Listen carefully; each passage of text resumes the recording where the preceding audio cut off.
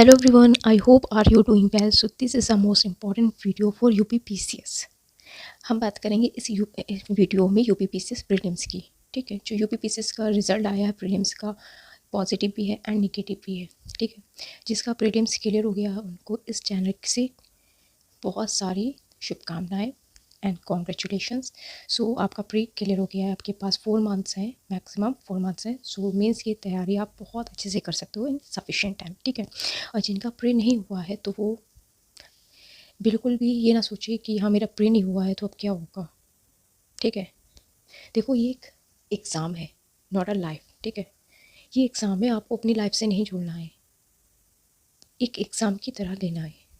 ठीक है, अगर आपका प्री नहीं क्लियर हुआ है तो देखो कहाँ पे आपकी वीकनेस रही है, क्या चीज़ें हैं जो आपने स्किप की हैं, जो आपने इस एग्ज़ाम में एक्सपीरियंस ली है। ठीक है, और इसमें अगर आपका प्री नहीं क्लियर हो पाया है तो आपके पास मैक्सिमम टाइम है, आप UPPCS 2025 को टारगेट कर सकते हैं। अगर आपने UPSC का भी फॉर्म फिल किया है तो आपके पास ऑप्शन है, UPSC है मई में है। ठीक है, और जून में RO का हो सकता है मे बी, और UPPCS का अक्टूबर में है। तो आपके पास लॉट ऑफ ऑप्शन है। ज़रूरी नहीं है कि मेरा प्री नहीं हुआ है तो अब समझो इसी दुख में बैठे रहेंगे कि अब क्या करें क्या नहीं। देखो एस्पिरेंट का पेन है ना, वो सिर्फ वही समझ सकता है जिसने खुद झेला हो, एक्सपीरियंस किया हो। और ये चीज़ें हैं ना बड़ी दुख देती हैं कि हम लोग सोचते हैं कि भाई जब सिलेक्शन होगा तब ये चीज़ें करेंगे, ये करेंगे, वो करेंगे। बहुत सारे सेक्रीफाइस करने पड़ते हैं इस एग्ज़ाम में, कि ये एक जर्नी है और ये पूरा 1 साल का प्रोसेस है। ये वन डे एग्ज़ाम वाला नहीं है। ठीक है, जो ये वन डे वाले एग्ज़ाम होते हैं ये पूरा साल भर का प्रोसेस है, एक पूरे साल भर की मेहनत होती है। आपके 2 घंटे में आपका पूरे साल की मेहनत को बर्बाद कर देती है।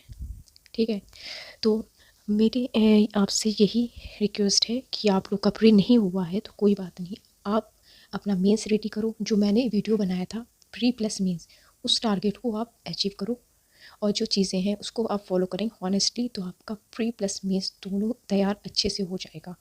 और जो अगर आप RO भी दे रहे हैं तो RO की भी तैयारी साथ में हो जाएगी, और UPSC दे रहे हैं तो UPSC के लिए जो स्टैंडर्ड बुक्स हैं NCERT हैं वही हेल्प करेंगे आपको। तो इसलिए कह रहे हैं कि आप अभी अपने आप को स्ट्रॉन्ग बनाओ।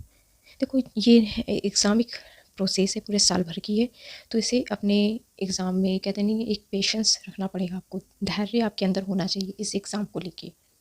देखो इसमें फेलियर्स का भी सामना करना ही पड़ेगा। ठीक है, आप सोचो कि मेरा फर्स्ट अटैम्प्ट में हो जाए, हाँ बहुत लोगों का फर्स्ट अटैम्प्ट में ही होता है।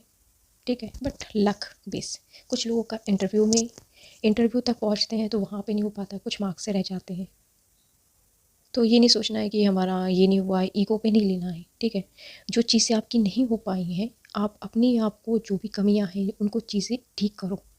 अगर आप वो टारगेट चाहते हो, टारगेट बेसिस डेली बेसिस पे टारगेट है तो मैं आपको डेली बेसिस पे टारगेट दूंगी। अगर आप UPSC को फोकस कर रहे हैं या UPPCS को या RO को, तो उस हिसाब से मैं टारगेट दूंगी। जैसा आप लोग को एग्ज़ाम को जो जितनी जैसे इस पर आप लोग अगर मुझे कमेंट करेंगे कि आपको डेली बेसिस पे टारगेट चाहिए तो मैं डेली बेसिस पे टारगेट दे दूँगी। ठीक है, बट आप पढ़ो, ये नहीं है कि इसी सोच में बैठे हैं कि मेरा प्री नहीं हुआ, क्यों नहीं हुआ है। भाई मेहनत सभी करते हैं। ठीक है, मेरा मानना है कि मेहनत वो भी करता है जो फेल होता है, जो पास होता है उसमें वो भी मेहनत कर रहा है, बट लक बेस नहीं हो पाया। इस बार का जो प्री है थोड़ा अलग था, लेंथी पेपर था एंड और कुछ ऐसे भी थे कि जो PDF में रोल नंबर लोग के दिखे हैं जो एग्ज़ाम हॉल में नहीं थे। कुछ बच्चे जो एग्ज़ाम हॉल में नहीं थे उनके रोल नंबर PDF पे थे। इस पर जो स्ट्राइक की गई थी ना, नॉर्मलाइजेशन हो, बट ट्रांसपेरेंसी नहीं थी इस एग्ज़ाम में। उस पर हमें आवाज़ उठानी चाहिए कि ट्रांसपेरेंसी होनी चाहिए। नॉर्मलाइजेशन कराया गया है, 2 शिफ्ट से 1 शिफ्ट करा दिया, बट जो ट्रांसपेरेंसी थी ना उस पर आपने फोकस नहीं किया, वो आपके लिए इम्पॉर्टेंट होना चाहिए। तो देखो UPPCS प्रीलिम्स नहीं हुआ है ना तो कोई बात नहीं, आप अपने एक्सपीरियंस को, जो कमियां हैं उस पर काम करो, PYQs लगाओ और ज़्यादा से ज़्यादा प्रैक्टिस करो। स्टैंडर्ड बुक्स प्लस NCERT को पढ़ेंगे प्लस स्टैंडर्ड बुक्स। NCERT जो सफिशिएंट है जिसके लिए वही पढ़नी है, ये नहीं है कि हर सब्जेक्ट की NCERT आपको पढ़नी है। ठीक है, देखो UPPCS आपके लिए जो ये 2025 है पेपर जो 2025 का, ये आपके लिए गोल्डन अपॉर्चुनिटी, आपके लिए बहुत अच्छा खासा टाइम है। आप अच्छे से प्री प्लस मेंस तैयार कर सकते हो और जो भी चीज़ें आपकी कमियां हैं वो आप इस पर इम्प्रूव कर सकते हो। ठीक है, और जो UPSC टारगेट करना है तो UPSC पे फोकस करें। देखिए, जिसकी जो फर्स्ट प्रायोरिटी है आप उसको फोकस कीजिए। देखो, हर किसी की सिचुएशन अलग होगी। ये तो मुझे नहीं पता ना आपकी क्या सिचुएशन है क्या नहीं है। ये जिसकी जो जैसी सिचुएशन होगी वो अपनी खुद को जानता है। देखो, सामने वाला नहीं जज कर सकता है कि आप क्या हो।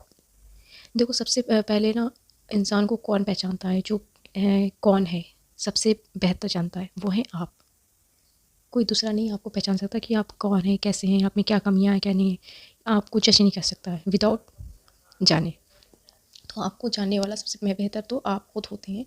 आप सबसे बड़े एक योद्धा हैं और आप अच्छे से तैयारी करेंगे, इंशाल्लाह सक्सेस मिलेगी। और मैं ये वीडियो बनाने की कब की सोच रही थी, जब रिज़ल्ट आउट हुआ था तो तब से मैं, बट मुझे टाइम नहीं मिल पाया। अब ये मुझे रमज़ान में मैं ये बना रही हूँ और मेरा रोज़ा है।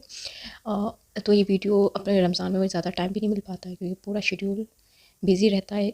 ठीक है, तो अगर आप लोग अच्छे से पढ़ रहे हैं, अगर टारगेट चाहिए आपको तो मैं डेली बेसिस पे आप लोग को टारगेट दे दूँगी। अगर यूपीएससी को फोकस कर रहे हैं, यूपीपीएससी जिसको भी कर रहे हैं, जो सोर्स है वो एक ही है, NCERT plus standard plus PYQs. ठीक है, तो ये चीज़ें आपको फॉलो करनी पड़ेंगी। निराश नहीं होना है कि मेरा पीसीएस प्री नहीं हुआ है, क्या अब दोबारा नहीं हो पाएगा।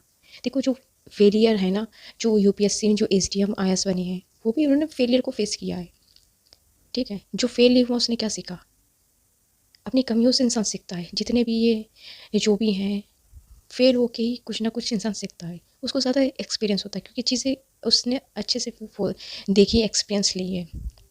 तो मेरा आप लोग से यही रिक्वेस्ट है, आपका जो पेपर हुआ था जैसा भी हुआ उसको भूल कर आगे बढ़े और यूपीपीसीएस 2025 को टारगेट करें। ठीक है, जो भी आपका नेक्स्ट जैसे जो भी एग्ज़ाम है, चाहे यूपीएससी हो या आरओ हो या यूपीपीसीएस हो, उसको टारगेट करें। और जो अगर आपको टारगेट बेसिस डेली बेसिस पे टारगेट चाहिए तो मैं कमेंट आप कर दो, मैं आप लोग को डेली बेसिस पे टारगेट दूँगी। ठीक है, तो वीडियो अच्छा लगा हो तो प्लीज़ लाइक करना, शेयर करना और सब्सक्राइब करना बिल्कुल ना भूलना। ठीक है, तो वीडियो को लाइक ज़रूर कीजिएगा और चैनल को अगर आप नए हैं चैनल पर तो सब्सक्राइब कीजिएगा प्लीज़। ठीक है, तो मिलते हैं नेक्स्ट वीडियो में। Thank you watching my this video.